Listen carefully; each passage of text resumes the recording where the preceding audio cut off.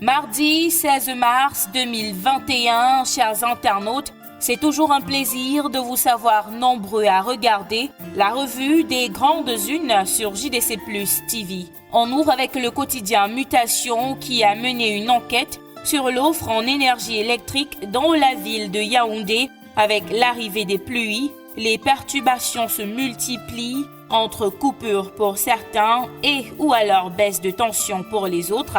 Le service est décidément sous l'orage, tel que présenté par la rédaction du quotidien de la rue de l'aéroport qui a sillonné certains quartiers de la capitale politique. Mutation nous apprend également que les employés du chantier naval dans la capitale économique Douala sont en grève depuis hier lundi 15 mars. Ils revendiquent entre autres 13 mois de salaire impayé pour le compte de l'année 2020, le salaire de janvier et février pour cette année, l'allocation des congés annulés, les frais de retraite et demandent le départ du directeur financier, du directeur commercial et autres retraités en service.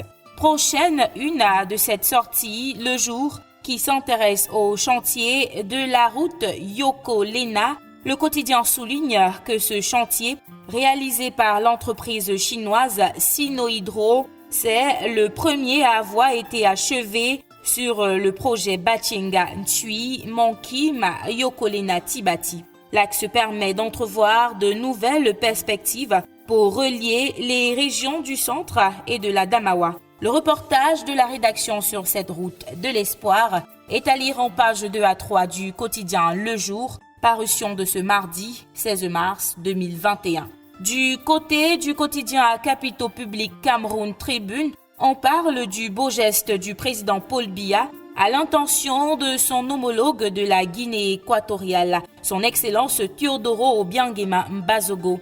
À la suite d'une série d'explosions mortelles, le 7 mars dernier, le chef de l'État camerounais a dépêché une mission d'assistance humanitaire pour porter l'aide du Cameroun à ce pays. Le quotidien poursuit que cette mission, conduite par les ministres de la Défense et de l'administration territoriale, est porteuse d'une cargaison de médicaments, de denrées alimentaires et de fournitures diverses. De Cameroun Tribune, on passe à Kalara qui a mené une enquête sur 274 lingots d'or disparus entre la police et la justice.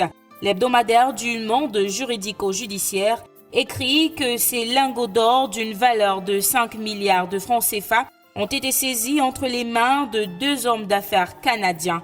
Leur disparition plonge donc le directeur général de la Sûreté nationale, Martin Barganguele, et le ministre des Mines, Gabriel Dodo Ndoké, dans un scandale.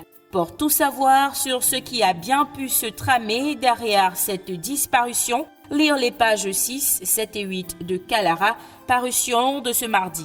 On sort de cette revue des grandes unes en santé avec le Messager qui s'interroge sur l'efficacité du vaccin contre le coronavirus, l'AstraZeneca, la suspicion du lien de causalité qui pourrait exister entre ce vaccin anti-Covid d'origine britannique et les problèmes sanguins seraient au centre d'une ville polémique décryptée par la rédaction du Messager en page 5. Et c'est sur ce que nous prenons congé de vous, tout en vous remerciant d'avoir pris la peine de regarder cette revue. Votre fidélité nous honore. On se dit à demain pour le même exercice.